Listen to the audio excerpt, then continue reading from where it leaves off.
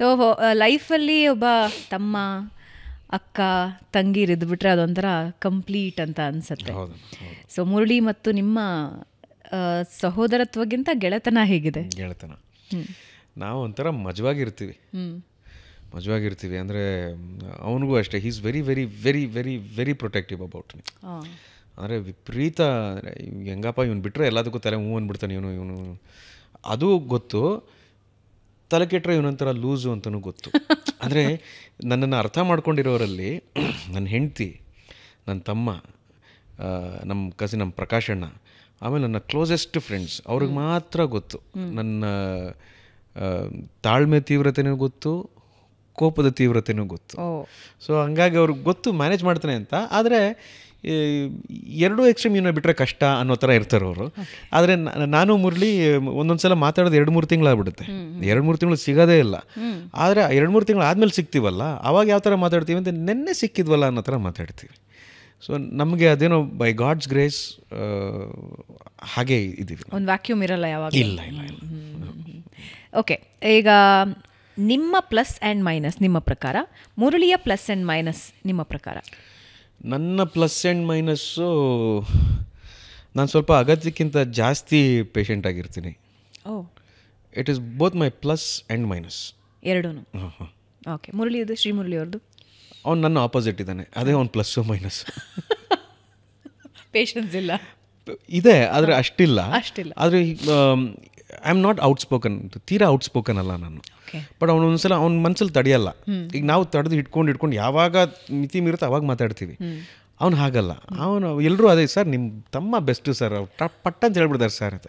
ಹೌದಪ್ಪ, ಅದೊಂದೊಂದು ಸಲ ಸರಿ ಹೋಗೋದು, ಒಂದೊಂದು ಸಲ ಸರಿ ಹೋಗಲ್ಲ. ಅವನಿಗೆ ಒಂದಷ್ಟು ಜನ ಪ್ರೊಡಕ್ಷನವರೆಲ್ಲ ಸಿಗ್ತಾರಂತ. ಸಿಕ್ಬಿಟ್ಟು ಸರ್ ನಿಮ್ಮ ಅಣ್ಣ ಸಿಕ್ಕಿದ್ರು ಸರ್. ಹೌದಾ, ನಾನು ಎಲ್ಲರೂ ಅಣ್ಣ ಅಂತ ಕರೆಯೋದು. ಪ್ರೊಡಕ್ಷನಲ್ಲಿ ಯಾರೋ ಒಬ್ಬರು ರಾಮಣ್ಣ ಅಂತಲೇ ಇರ್ತಾನೆ, ಯಾರೋ ರಾಜಣ್ಣ ಅಂತಾರೆ, ರಾಜಣ್ಣ ಅಂತ ಕರಿ. ಅವ್ನು ಹಂಗಲ್ಲ, ರಾಜು ಅಂತ ಕರಿತಿರ್ತಾನೆ. ಅವ್ರು ಹೋಗೋದು ಅವನ ಹತ್ರ, ಸರ್ ಅಣ್ಣವರು ಸಿಕ್ಕಿದ್ರು ಸರ್, ಎಷ್ಟು ಚೆನ್ನಾಗಿ ಮಾತಾಡಿ ಸರ್, ಎಷ್ಟು ಪ್ರೀತಿಯಿಂದ ಮಾತಾಡಿ ಸರ್. ಹೌದು ಕಣ್ರಿ, ನಾನು ಚಾಪರ್ ನನ್ನ ಮಗ, ಅವನೇ ಕರೆಕ್ಟು. ಆಮೇಲೆ ನನ್ನ ಹತ್ರ ಬರ್ತಾನೆ, ನೀನು ಯಾಕೆ ಹಂಗಿದ್ರೆ ನೀನು ಯಾಕಾರು ಅಣ್ಣ ಅಂತ ಕರಿತೀಯ, ನಿನಗಿಂತ ಚಿಕ್ಕಂತಾನೆ ಅವನು ಅಂತ. ಹಂಗಲ್ಲ ಕಣ್ಣು, ಪ್ರೊಡಕ್ಷನ್ ಅಲ್ವಾ, ನೀನು ಸುಮ್ಮನಿರೋ, ನಿನ್ನಿಂದ ನಾನು ಅನಿಸ್ಕೋಬೇಕು ಅಂತಾನೆ. ಆ ಥರ ತಮಾಷೆ ಮಾಡ್ಕೋತಾ ಇರ್ತೀವಿ, ಒಬ್ರಿಗೊಬ್ರು ತುಂಬ ರೇಗಿಸ್ತಿರ್ತೀವಿ. And we keep looking out for each other, cinema ಬಗ್ಗೆ ಆಗಲಿ ಮತ್ತೊಂದು. ಆ್ಯಂಡ್ ಎಮೋಷ್ನಲಿ ದರ್ ಇಸ್ ಒಂಥರ ಅನ್ಸೆಡ್ ಕನೆಕ್ಷನ್. ಅದು thanks to my parents again, ನಮ್ಮನ್ನ ಆ ಥರ ಬೆಳೆಸ್ಕೊಂಡು ಬಂದಿದ್ದರಿಂದ ಅದು ಆಗಿದೆ. ಅವರ ಸಿನಿಮಾ ಜೀವನ ನೋಡಿದಾಗ ಏನು ಅನ್ಸುತ್ತೆ? What you see? ಹಿಂಗೆ I feel so proud, I feel so privileged. ನನಗಷ್ಟು ಖುಷಿ ಆಗುತ್ತೆ, ಅಷ್ಟು ಹೆಮ್ಮೆ ಆಗುತ್ತೆ. ನನ್ನ ಬಗ್ಗೆ ಒಂದೇ ಒಂದು ಬೇಸರ ಏನಪ್ಪ ಅಂದರೆ, ನನಗೆ ವಿಷಲ್ ಹೊಡಿಯೋಕ್ಕೆ ಬರಲ್ಲ ಅನ್ನೋದು ಬೇಸರ. ವಿಷಲ್ ಹೊಡಿಯೋಕ್ಕೆ ಬರಲ್ಲ ನನಗೆ. ನಾನು ಸತ್ಯ ಹೇಳ್ತೇನೆ, ಉಗ್ರಂ ಕೂತ್ಕೊಂಡು ನೋಡಿದಾಗ ವಿಷಲ್ ಹೊಡಿಬೇಕು ಅಂತ ಆಸೆ ಆಗ್ತಿದೆ, ಕಣ್ಣಲ್ಲಿ ನೀರು ಬರ್ತಿದೆ. ಅಂದರೆ ಅಷ್ಟು ಚೆನ್ನಾಗಿರೋ ಸಿನಿಮಾ ನೋಡಿ ವಿಷಲ್ ಹೊಡಿಯೋಕ್ಕೆ ಬರ್ತಿಲ್ಲ ನನ್ನ ಮಗ ನನಗೆ. ಅಯ್ಯಯ್ಯೋ ತೆರಿಕೆ ಅಂತ ಒಂದು 3-4 ಸಲ ನೋಡಿರ್ತೀನಿ ಉಗ್ರಂ ನಾನು ಥಿಯೇಟ್ರಲ್ಲಿ. ಸೊ ಅಷ್ಟು ಇಷ್ಟ ಆಗಿತ್ತು. ಆಮೇಲೆ ಇತ್ತೀಚೆಗೆ ಬಗೀರ ನೋಡಿದಾಗ ನನಗೆ ಭಾಳ ಖುಷಿ ಆಯಿತು. ಯಾಕಂದರೆ ಆ ಬಗೀರ ಹಿಂದೆ ಅವ್ನು ಪಟ್ಟಂಥ ಕಷ್ಟ ನೋವು ಎರಡೂ ನೋಡ್ಬಿಟ್ಟಿದ್ದೀನಿ ನಾನು. ಬಿದ್ದಿದ್ದ ಜಾಗಕ್ಕೆ 2-3 ಸಲ ಏಟು ಬಿತ್ತು ಅವನಿಗೆ ಕಾಲು. ಅದರಿಂದ ರಿಕವರಿ ಆಗಬೇಕು, ಅದ್ರ ಹಿಂದೆ ಅವನಿಗಿದ್ದಂಥ ಕಾಳಜಿ ಆಗಲಿ, ಸಿನಿಮಾ ಹೇಗಾರ ಮಾಡಿ ಗೆಲ್ಲಿಸ್ಬೇಕು, ಈ ಯಶಸ್ಸನ್ನ ನಾವು ಬಿಗಿಯಾಗಿ ಹಿಡಿದಿಟ್ಕೋಬೇಕು ಅನ್ನೋ ಅವನ ಆಸೆ, ಅವನ ಆ್ಯಂಬಿಷನ್ ಇದೆಯಲ್ಲ. I really wish him, I really pray for him. Cinema ಯಶಸ್ಸನ್ನು ಹಿಡಿದಿಟ್ಕೊಳ್ಬೇಕು ಅಂತ ಹೇಳಿದ್ರಿ. ಅಂದರೆ ನೀವು ಅದ್ಭುತ ಯಶಸ್ಸುಗಳನ್ನು ಸಿನಿಮಾಗಳನ್ನು ಕಂಡಿರೋದು. ಆ ಯಶಸ್ಸನ್ನು ಹಿಡಿದಿಟ್ಕೊಳ್ಳೋದು ಎಷ್ಟು ಕಷ್ಟ? ನನಗದ್ರಲ್ಲಿ ನಂಬಿಕೆನೇ ಇಲ್ಲಮ್ಮ. ಫಸ್ಟ್ ಆಫ್ ಆಲ್ ನಂಬಿಕೆ ಇಲ್ಲ. ನನಗಲ್ಲಿ ನಂಬಿಕೆ ಇಲ್ಲ. ನಾನು ಯಾರು ಒಂದು ಸಿನಿಮಾದ ಯಶಸ್ಸನ್ನು ಹಿಡಿದಿಟ್ಕೊಳ್ಳೋಕ್ಕೆ ಅನ್ನೋದನ್ನ ಅಂದ್ಕೊಳ್ಳೋನು ನಾನು ಅನ್ನೋ ಮಾತನ್ನು ನನ್ನ ಮನಸ್ಸಲ್ಲೇ ನಾನು ಹೇಳ್ಕೊತಾ ಇರ್ತೀನಿ. Who are you? ನೀನು ಕೆಲಸ ಕೊಟ್ಟಾಗ ಕೆಲಸ ಮಾಡೋರೊಬ್ಬ ಕಾರ್ಮಿಕ.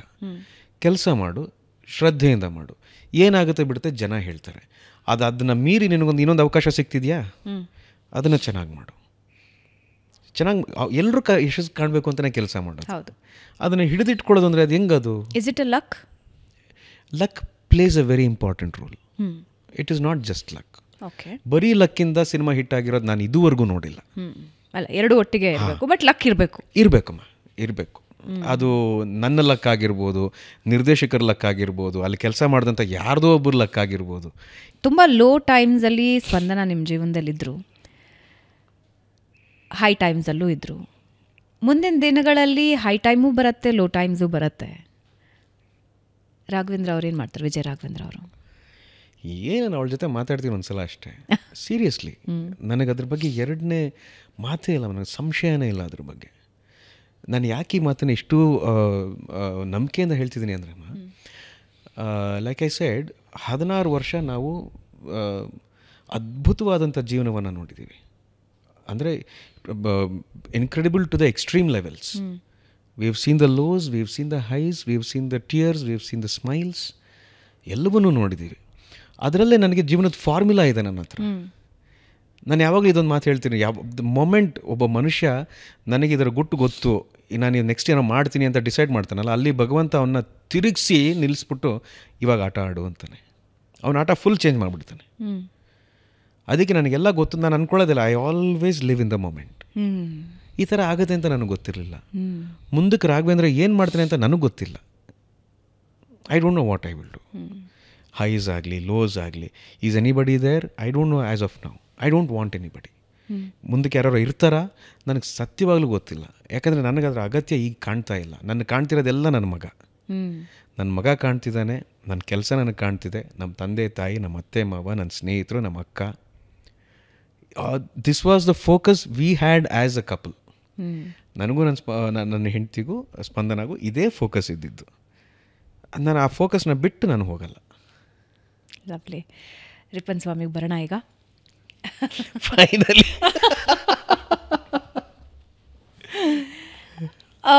ಇಷ್ಟು ವರ್ಷಗಳ ಸಿನಿಮಾ ಜರ್ನಿಯಲ್ಲಿ, ನಿಮ್ಮ ಜರ್ನಿಯಲ್ಲಿ ನೋಡದ ಶೇಡ್ನ ಬಹುಶಃ ನನಗಂತೂ ಅನ್ನಿಸ್ತಾ ಇದೆ, ನೋಡದ ಶೇಡ್ನ ನೋಡದ ಅವತಾರದಲ್ಲಿ ನಾವು ನಿಮ್ಮನ್ನು ನೋಡ್ತೀವಿ. ಅದೊಂದು ರಗಡ್, ಒಂದು ಮಾಸ್, ಒಂದು ರಾ ಲುಕ್ ಇದೆ, ಅದೇ ಕ್ಯಾರೆಕ್ಟರ್ ಇರುತ್ತೆ ಅಂತ ಹೇಳ್ತಾ ಇದ್ದಾರೆ. ರಿಪ್ಪನ್ ಸ್ವಾಮಿಯಲ್ಲಿ ನಾವು ವಿಲನ್ ಆಗಿ ಏನಾದರೂ ನೋಡ್ತೀವ ನಿಮ್ಮನ್ನು? ನನಗೆ ಯಾಕೆಂದರೆ ನೀವು for the first time I am looking like this. He looks like a villain. He certainly looks like a villain. He certainly looks like a person. ಅಂದರೆ ಈ ಮನುಷ್ಯನ ನೋಡಿದ್ರೆ ನನಗೆ ಹಿಡಿಸಲ್ಲ ಅಂತ ಹೇಳ್ತೀವಿ. ಈ ಕೆಲವು ಊರುಗಳಲ್ಲಿ, ಕೆಲವು ಸಮುದಾಯಗಳಲ್ಲಿ ಕೆಲವರು ಇರ್ತಾರೆ, ಏನೋ ಒಂಥರ ಇರ್ತಾನೆ, ನಾನು ನೋಡಿದ್ರೆ ಆಗಲ್ಲಪ್ಪ.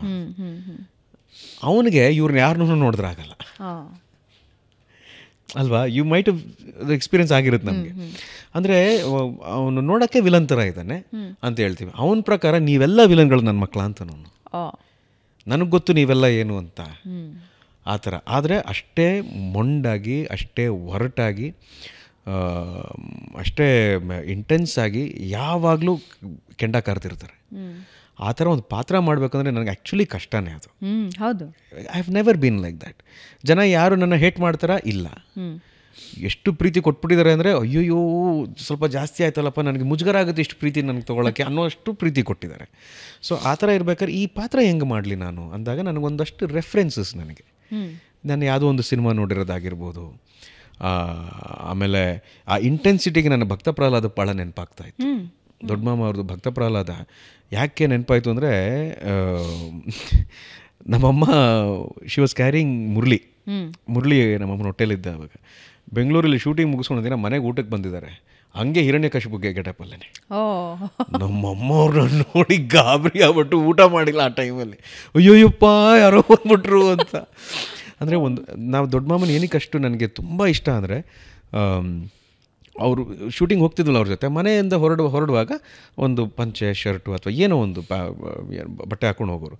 ಶೂಟಿಂಗ್ ಸ್ಪಾಟಿಗೆ ಹೋದಾಗ ಅವರು ಕಾಸ್ಟ್ಯೂಮ್ ಹಾಕ್ಕೊಂಡು, ಮೇಕಪ್ ಹಾಕ್ಕೊಂಡು ಬಂದಾಗ we would not see my ದೊಡ್ಡ ಮಾಮ there, we would see the character there.